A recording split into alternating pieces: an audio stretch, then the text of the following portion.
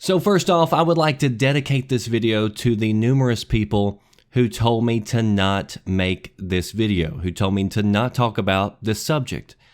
You know, I have never felt the need in all of my life to tell anybody else how to run their channel or what they should or shouldn't be talking about. I've never tried to tell anybody to not talk about something, and so it kind of boggles my mind when other people do it to me. And so I can tell you the one thing that I won't be is bullied. And you can unsubscribe by the tens of thousands, but at the end of the day, I'm still going to be standing here and I'm still going to be speaking my mind. Because to me, freedom of speech is much more precious than the number of likes I get or dislikes or the number of subs that I have. And so if you don't want to hear me talk about a certain topic, you don't want to hear people talk about politics, don't be an idiot and click on a video that's obviously about politics. And in my opinion, if you're trying to silence a group of people, that just means that you're afraid of what they might say, and it sounds like you're not too confident in your own ideas and beliefs. I mean, why should anybody be afraid of debate or the exchange of ideas? And that's what I hate so much about this PC culture that I've done several videos on in the past, because so many people are simply triggered by other people having a different opinion or another point of view. And the fact that we've got this platform that people can share their thoughts out there on the open marketplace of ideas, it should be something that's really celebrated. And if you're the one that's stealing yard signs, if you're trying to intimidate other people into silence, you're actually the fascist. You're actually the bigot. That's the very definition of being intolerant. And this video isn't even about getting other people to vote a particular candidate in. Frankly, this video is so close to the election that it's not going to have an impact, I don't think, on anybody's opinion. In fact, everybody's made up their mind, I think, by now, and they've already come to their own conclusions. So this is just my video of me giving you my thought process on how I came to the conclusion that I did. And so with that out of the way, let's move on to the main event and let's talk politics. And I could actually talk politics for hours. It's one of the things that I enjoy. You know, some people really get into football. They can talk about all the different things that's going on, the ins and outs of everything. I could talk about politics in the same way that some people can talk about football. And so it's one of the things that I follow closely. And I actually read a lot more about politics than I do in gaming. But first off, let me tell you about me. And I've actually mentioned this plenty of times in other videos, but if you're new, I am not a Republican or a Democrat, and I've said many times that if I'm going to be placed into a group, which I don't like to be placed in any group, it would probably be libertarian. But you can't even box me in there because I don't agree with them on a lot of things. But I despise the two-party system.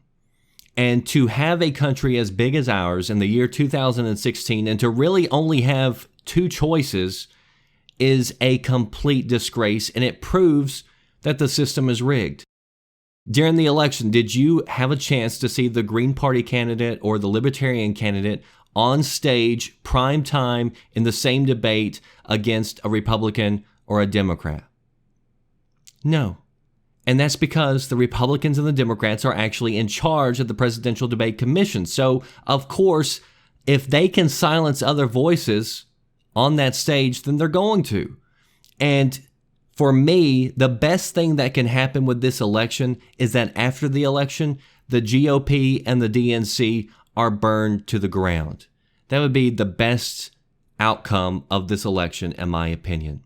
My personal beliefs are I'm socially liberal. If you want to go have gay sex, go do it. You want to go smoke some weed, go do it. As long as you're not harming other people and everybody's got, consent. The government, I don't believe, has any right to tell you what you can and what you shouldn't be able to do with your body. I'm also fiscally conservative. I don't think we should be dumping millions overseas into countries who hate us. I don't think we should be meddling in everybody's business. I don't think we should be arming so-called rebel groups who just end up fighting against us down the road with the very same weapons that we handed to them, which has happened time and time again. I think the U.S. causes a lot more problems than we solve, especially in the last couple of decades. In 2008, I voted for Obama. I was very against McCain. I think to this day, McCain is one of the biggest war hawks in D.C. He likes to meddle in everybody's business. But I didn't feel like I got from Mr. Obama what he promised. I didn't feel like I got the transparency, the Middle Eastern policy, anything. So in 2012, I voted for Ron Paul in the primaries. I'm still a big fan of Ron Paul, and I ended up voting for Gary Johnson in the actual election. But let me be clear. You are never going to find anybody that you agree with 100%. If you're looking for that perfect candidate, go ahead and just give up ever voting, because it's never going to happen. I don't even agree with everything that Ron Paul said, even though I was a big fan of many of his policies. So let's talk about the real choices that we have this election. And you can go vote for Jill, or you can go vote for Gary, or you cannot go vote for anybody. And I would respect any one of those options. But one of the major two are going to be president. And so let's talk about Clinton and Trump. Trump says a lot of dumb shit that no one can defend. He's not polished. He's not a politician. Clinton, on the other hand, is extremely polished. And she's through and through a politician. And she's actually done a lot of shit that no one can defend. So Trump said a lot of shit that nobody can defend. Clinton has done a lot that nobody can defend. Clinton has experience, no doubt, but the way I see it, it's a lot of bad experience. Libya, she bragged about killing Gaddafi. Go look up the video where she's laughing and clapping, talking about how they took out Gaddafi. She says, "We came, we saw, he died." And now look at Libya. She left it a hellhole that ISIS has now infiltrated.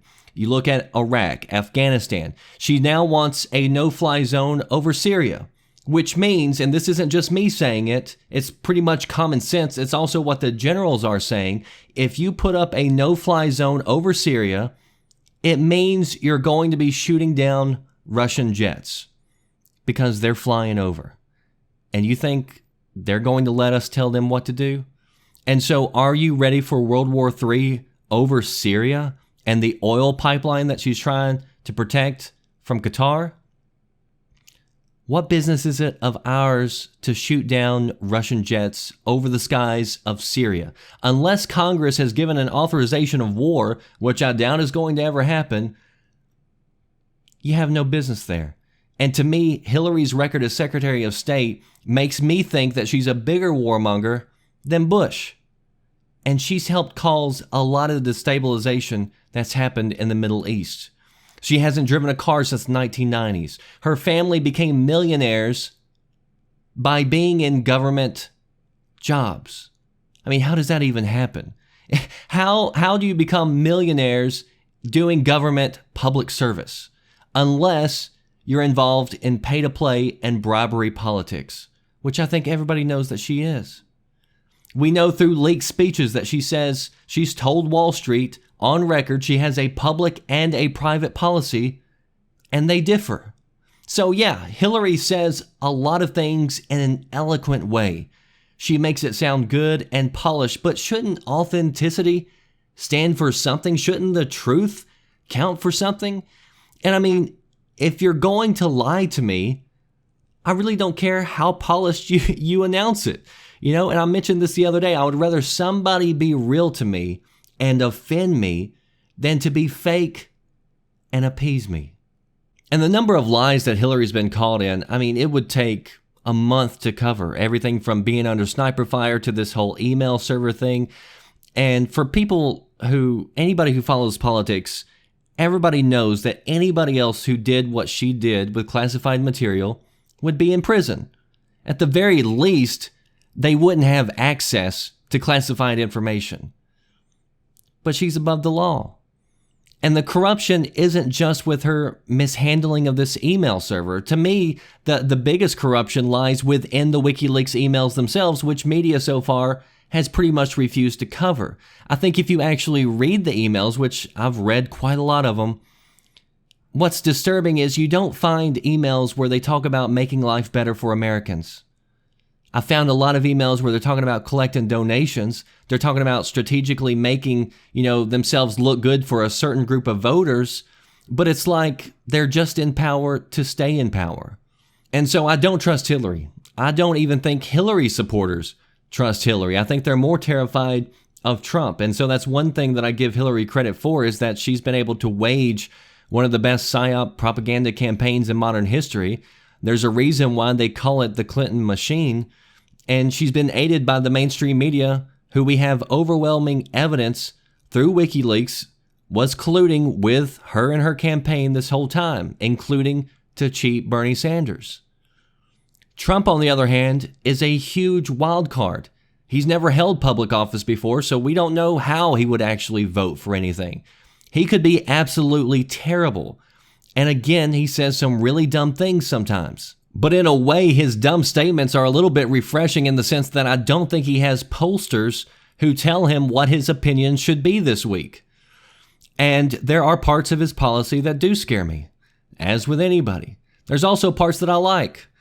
I like his tax policy. For me, it would be good because I run a small business. I don't agree with this narrative that he's this racist that Clinton has painted him out to be. And if you look at the LA Times tracking poll, he's actually got more minority support than Romney or McCain ever had. So I think a lot of other people see through that as well. What the media doesn't tell you, they tried to, and Clinton did this as well, they tried to paint Trump as a racist because he talks about this wall with Mexico. What they fail to tell you is that Hillary Clinton actually voted to build a wall a decade ago. And for anybody who fails to see the difference between illegal and legal immigration, and fails to realize that there's more than just Mexicans that we're talking about. There's a lot of people who overstay their visas from all other types of countries around the globe. So it's not just with Hispanics. I think it's really disingenuous. Some people said, how could you support that sort of immigration policy when your fiance would be an immigrant? And it's true. I'm going through immigration process at this very moment. Like, I'm in the middle of it. So I have spent countless hours gathering paperwork. I've spent thousands of dollars to do it legally. And I think actually a lot of legal immigrants agree with that as well, that it's unfair for those people who do bypass that process. I'm not saying the process can't be changed or something shouldn't be done, but it's unfair for people who are doing it legally. I think, in fact, if you want to try to paint anybody with racism, it could be Hillary. She was the one that was part of an all-white golf club in the 90s, or at least her husband was. She said that her mentor was Robert Byrd, who was a former KKK recruiter. The Haitians hate her because she took advantage of their disaster in order to make herself more wealthy. She calls blacks super predators. She refers to Hispanics as taco bowls. The laws Bill passed and she supported moved tons of jobs out of this country away from minorities. She's the reason why so many minorities are incarcerated by policies that the Clinton White House passed. Now, I'm not saying that she is a racist, but I'm just saying if you wanted to make an argument for anybody being racist, you could paint her with the same type of brush as what you want to paint Trump with. While Hillary is threatening Russia almost every day after giving them access to 20% of our uranium through a backroom deal, Trump is the one saying, let's work together with Russia. How bad would it be if we actually got along with Russia and we helped destroy ISIS together? He's also the one saying we're involved in too many places that we don't need to be, while Hillary, it just came out on tape not too long ago, just in the last 3 weeks or so, that she was caught on tape saying, you know what, with the Palestinian vote, we should have rigged it. She's saying that we don't trust the people to make the decisions that they should be making. We have to make it the way we want it to be, which to me is everything anti what the U.S. should be in the first place. So yeah, Trump has said a lot of bad things. Clinton has done a lot of bad things. And again, I could go on and on literally for hours talking about the policies of both, but I really think it boils down to this. And for me, this is pretty much how I made my determination. Insider versus outsider. Globalist versus Americanism. Pay to play versus America first. Wall Street versus Main Street. War versus peace. And some people will laugh and say there's no way that you can think Trump is a real outsider because he's hung around politicians all his life. He's a billionaire And maybe you're right. Maybe I'm totally wrong. But the reason I consider him an outsider in this race is because the globalists hate him. Wall Street hates him. Go look at how many millions of dollars have been poured into Hillary's campaign from Wall Street and compare that to Trump. Compare the mainstream media, their coverage, not just looking at the biased coverage, which has been pretty horrendous and totally throws out, the free press out the window, I think. Go look at how many journalists have made donations to Hillary's campaign compared to Trump's. They always say, follow the money. I always say, follow the money.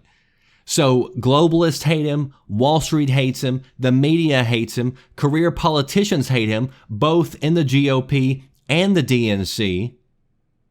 Corporate America hates him. George Orwell said, "A people that elect corrupt politicians, imposters, thieves, and traitors are not victims, but accomplices." There is one career corrupt politician on this ballot this year, and I refuse to be an accomplice. That does it for me, The Red Dragon. I'll see you next time. Thanks for watching.